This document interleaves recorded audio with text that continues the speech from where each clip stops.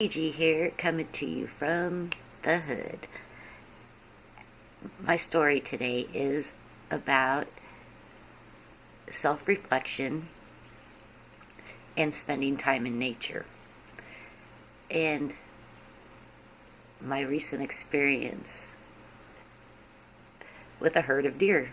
Okay, so I go outside at 1 o'clock in the morning because it's just quiet and beautiful just to look at the stars and the moon. And I do run into wildlife quite a bit.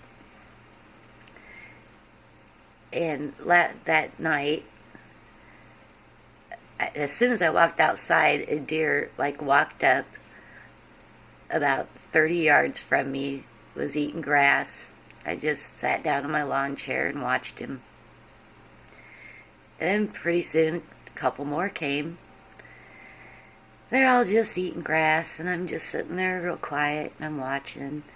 And then a fourth deer comes up, and the fourth deer notices me. And he turns directly towards me, and he's just about 10 yards from my car. And the trunk of my car was between me and him. And he just stood there, and he looked at me, and I'm thinking, well, he's definitely noticed that I'm here, and I wonder what he's thinking. And I soon found out that he thought of me as a threat. And he let out a big puff of air, like a bull would, you know. That's the only sound I've ever heard a deer make, actually. And anyway, he just bellowed it out, like this big puff of air. And I thought, oh. And right then, the rest of the deer, they all took off. They ran to safety. He gave them the warning. And he stayed there, and he was still standing in the very same spot. And he stood there for 5 minutes staring at me before he gave warning to the other deer. And so I'm thinking, okay, he does think of me as a threat. He didn't take off running. He's still standing there. What should I do? So I just stayed real still, and he started pawing the ground, and I thought, oh shit. I'm pretty sure they do that right before they charge at you, right? So I very slowly got out of my chair and walked to my front door. And the whole time I'm thinking he's going to jump over my car, he's going to break the windows, he's going to try to chase me into the house, and it's going to be a regular scene from a movie. And anyway, I got in the house.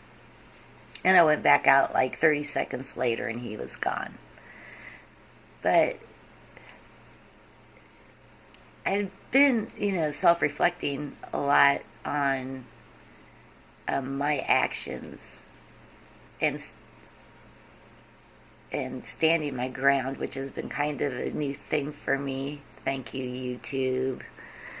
And but it doesn't come without a price, because people don't like it when you stand your ground. And